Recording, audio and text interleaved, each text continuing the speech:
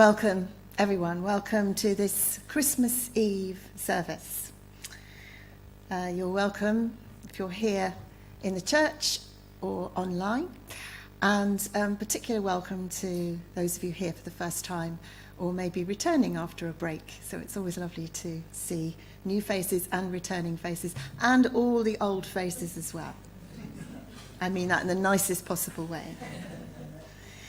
You are welcome just as you find yourself today, with all your hopes and expectations and perhaps your excitement and joy, as well as any sadness or anxiety you may be feeling, or any poignant memories you may be carrying at this time. So may we each be welcome in the fullness of ourselves today. We're here to share time together in anticipation of one of the most holy days in the Christian calendar, but also, of course, it's a major day in the secular calendar as well. And as always, we come with open hearts and open minds, and just ready to allow the words, the music, whatever we share together today to affect us or inspire us in whatever way it might. And of course, as usual, we come here to build community together, to reconnect with ourselves, with each other, and with the divine, and to enter in with heart and soul to the ultimate mystery of life, the universe, God. So I'm going to begin, as we always do, by lighting our chalice candle. It's the symbol of our free religious faith. And as always, if you're watching from home, I invite you to light a candle too. And I should just point out that we already have lit all four Advent Advent candles today, because this is the fourth Sunday of Advent. So thank you, Crystal, for doing that.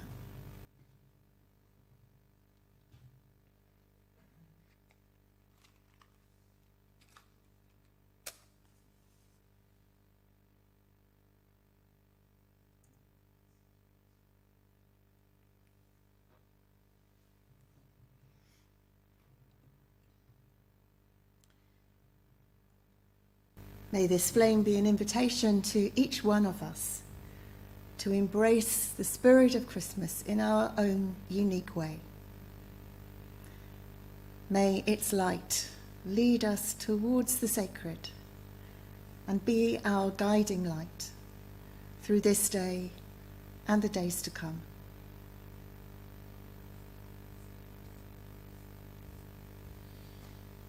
Our first hymn this morning is in our purple hymn books. There are hymn books available, but the words will also come up on the screen, so don't worry if you don't have one. And we're going to begin with not a Christmassy hymn particularly, but just one of our gathering together hymns, which is number 62, Here We Have Gathered. There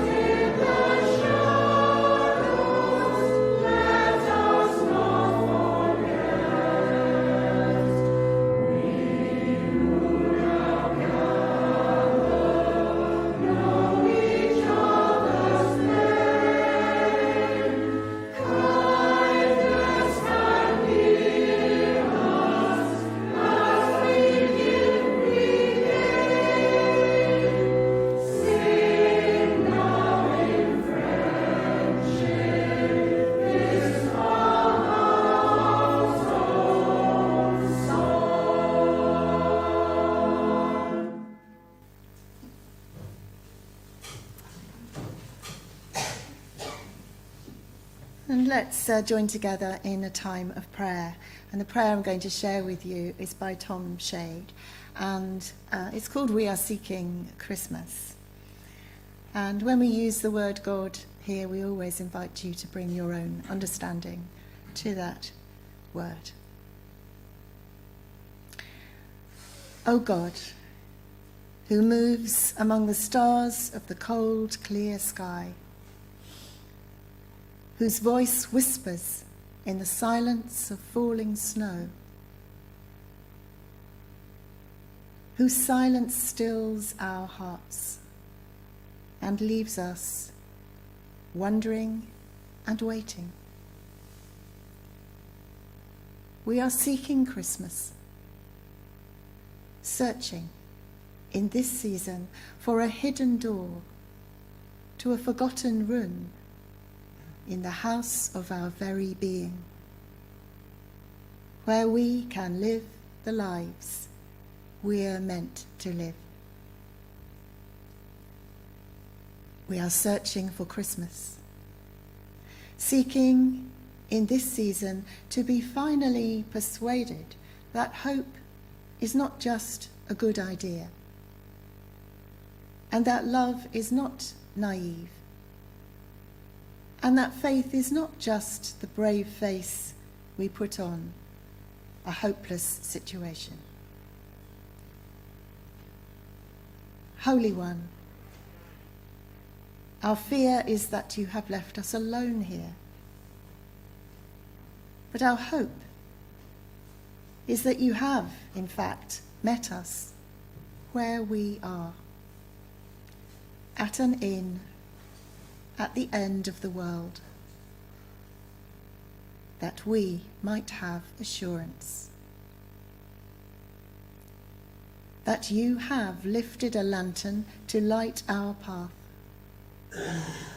so we may follow your footsteps through the snow. Divine Spirit, grant us a measure of peace this Christmas. Fill us each with hope and good cheer. May every one of us be surrounded by love. And in the joy and the tumult of this season, may you speak a word of encouragement and provide a moment of grace to every human heart. May it be so.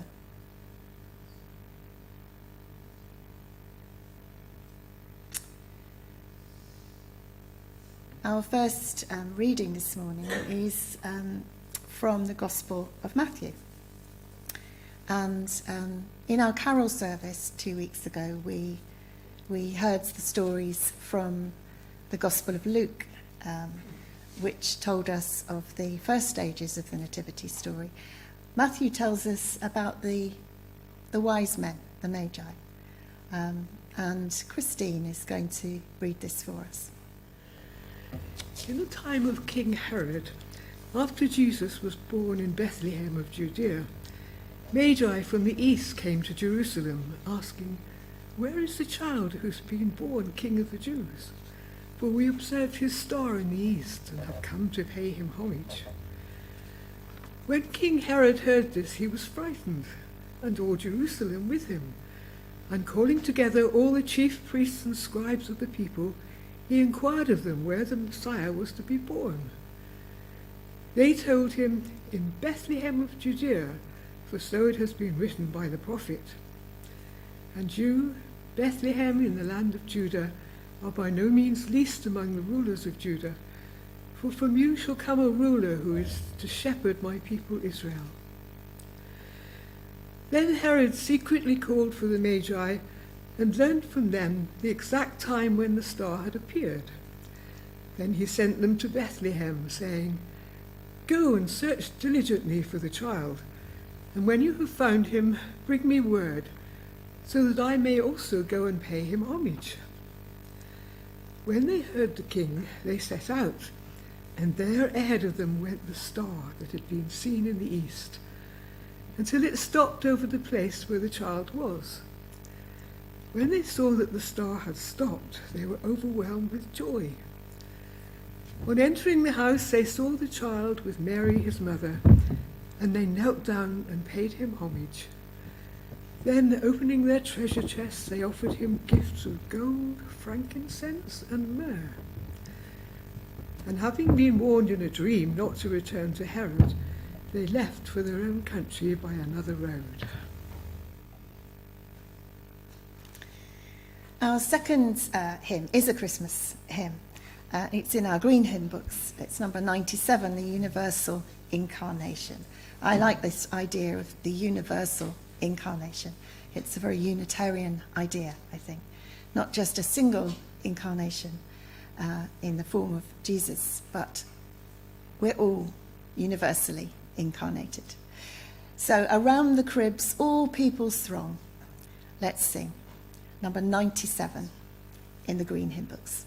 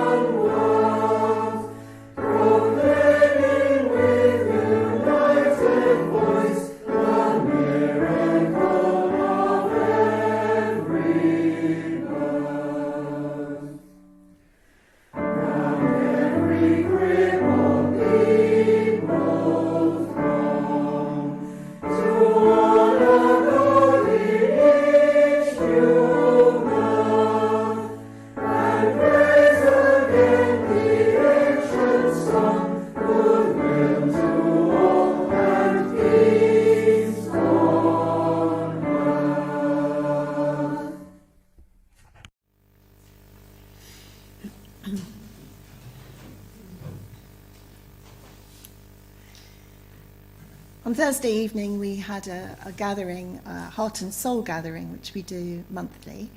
And it was on the theme of this festive season, and people brought some really lovely poems along to that. And two people had suggested the same poem. Edgar and Joan, who's with us online, both thought of the same poem, and it was one I hadn't heard before, and I thought it was particularly poignant and perhaps moving at this time we find ourselves in as well. So I've asked Edgar if he will read it for us. So this is a poem by Sandra Castillo, and she was an immigrant from Cuba to the United States in those times, and she was born in 1962. So she was obviously a child.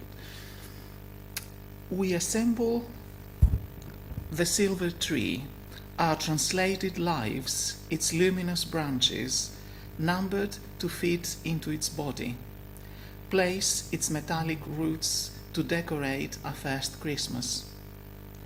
Mother finds herself opening, closing the Red Cross box. She will carry it into 1976. Like an unwanted door prize, a timepiece, a stubborn fact, an emblem of exile measuring our days, marked by the moment of our departure, our lives no longer arranged. Somewhere there is a photograph a Polaroid mother cannot remember was ever taken. I am sitting under Tia Terra's Christmas tree, her first apartment in this, a new world. My sisters by my side. I wear a white dress, black boots, an 8-year-old's resignation. May and Mitzi, age 4, wear red and white snowflake sweaters and identical smiles. On this, our first Christmas, away from ourselves. The future unreal, unmade. Mother will cry into the new year with Lydia and Emerito, our elderly downstairs neighbors, who realize that we're too young to understand. Even a map cannot show you the way back to a place that no longer exists. Thank you, Edgar, and I think that's a poem for all people who find themselves displaced, exiled, and in strange and unfamiliar circumstances this Christmas.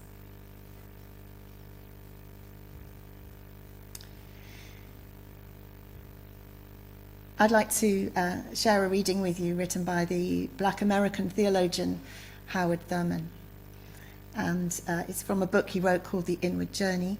And this is an inspirational reading, I think.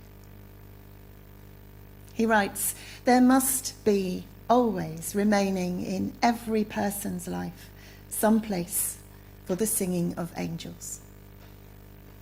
Some place for that which in itself is breathlessly beautiful.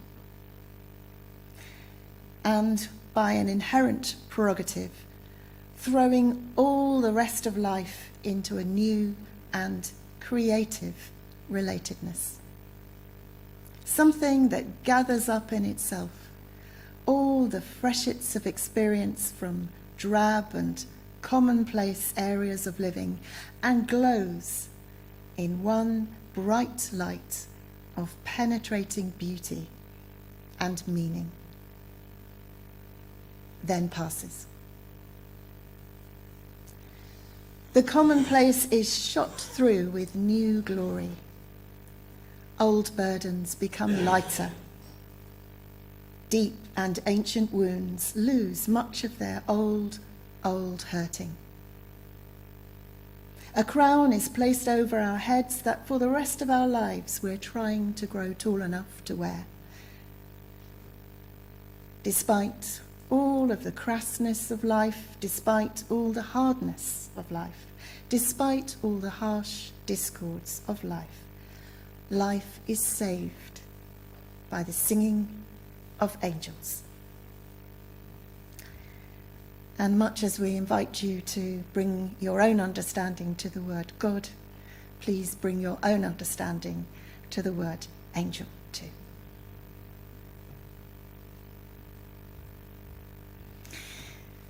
Now we're coming to a time of reflection, and I've handed out little cards that you might like to write something on. It could be just a name of somebody or a little prayer or something that you would like to put on this tree. This tree was given to us by our cleaner, actually, Michelle. So thank you, Michelle, for giving us this. So that's an invitation to do that if you would like to. I do have a couple of spare pens if they're needed. There's also some candles, so if you'd like to light a candle, then feel free to do that. For those of you online, if you'd like to write something in the chat box, I'm very happy to add that to a label and put it on the tree too. So just any thought that you might have at this time that you'd like to just, I'm thinking of it as a kind of prayer tree. But interpret that too, how you will. So we'll take a little time in quiet while we do that, or light candles if we'd like to, and then we'll have some reflective music.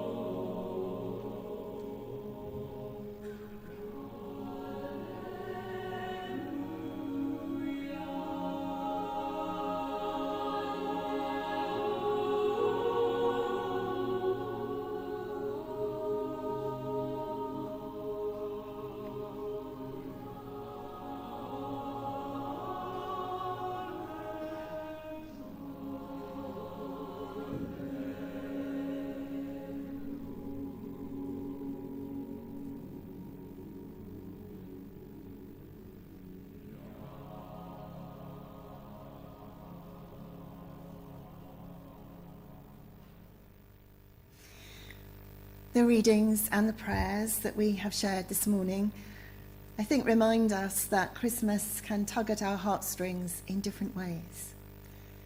In part pain and in part hope. It's a time that touches us, most of us, with memories of loss and disappointment, and can lend us an increased awareness of our existential aloneness. But of course, Christmas also brings us alive to our many blessings. It heightens our capacity for wonder, for joy, for family and friends, for community, and even for transcendence.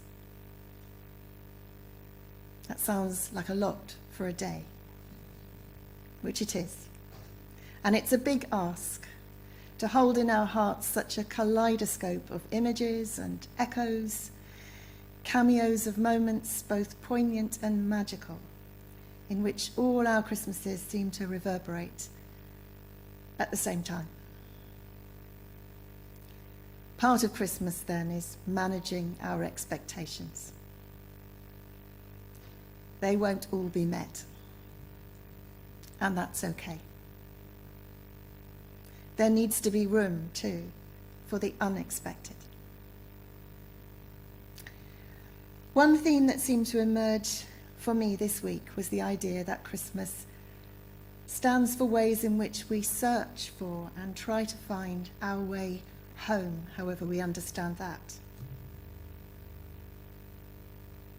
It is a theme that does reverberate at Christmas, the Gospel of Luke story in which Mary and Joseph are seeking shelter and make a humble stable their home. The reading we heard this morning of the wise men, the Magi, travelling in search of a newborn King of the Jews. Sandra Castillo's poem about a family doing their best to find joy when they've had to leave their home, trying to recreate home. I think the last line of that poem is quietly devastating. Even a map cannot show you the way back to a place that no longer exists. And the prayer we began with, Tom Shade or Shada, speaks of searching for that hidden door to a forgotten room in the house of our very being, where we can live the lives we're meant to live. And then Howard Thurman urging us to find space for the extraordinary,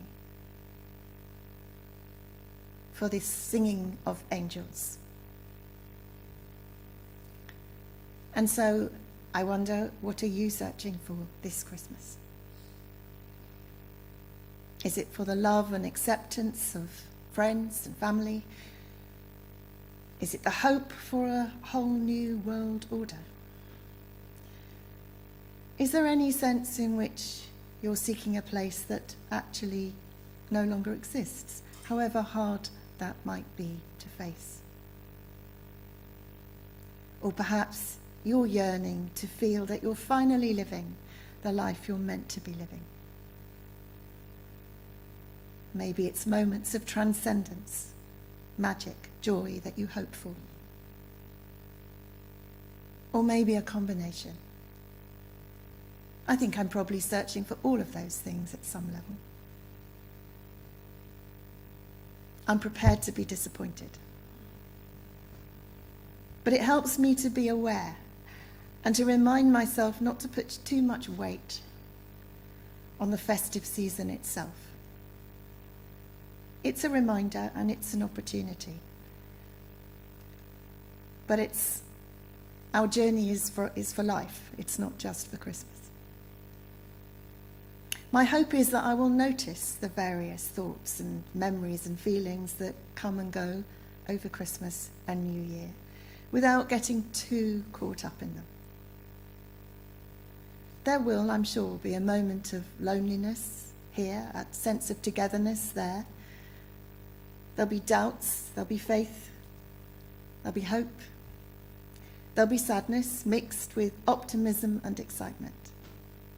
And that's all fine. It's all part of the journey we're on.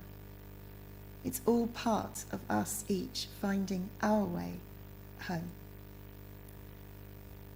So embrace it all if you can. And then I just wanted to share a little story with you. It's a true story. A few weeks ago, a young man called Aaron walked into the church during a scrap store session and asked if he could speak to me. I didn't recognise him. I imagined he might be coming to ask for help or maybe to talk, but actually he'd come to give. He handed me £25 for the church.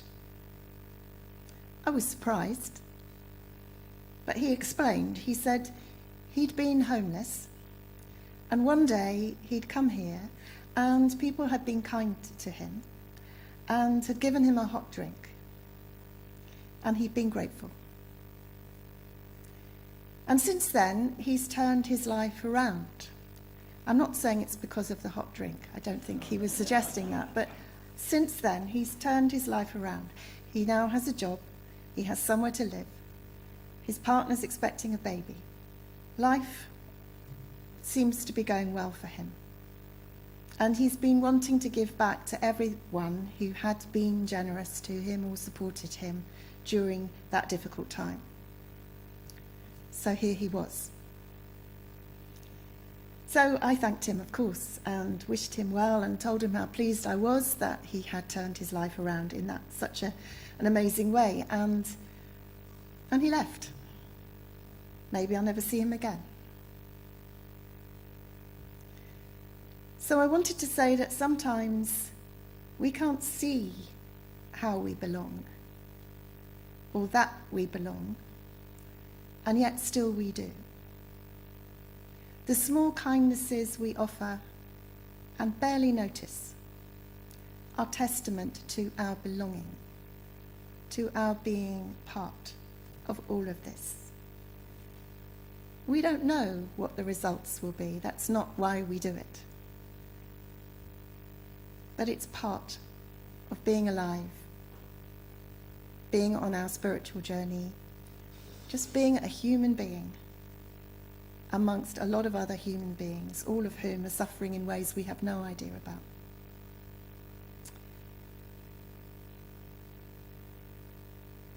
Without knowing it, we can offer that sense of belonging to someone else, just through our acceptance. We can even contribute to changing the world. That's a big phrase, but it's done by little moments, more often than by grand gestures. They add up. And in doing so, we definitely open up space for angels to sing. So whatever you are seeking this Christmas, whatever you might be hoping for, whatever you might be expecting, may you find beauty in the unexpected. May you find joy in the smallest of things. And may you find even a little peace in your own heart. Blessed be.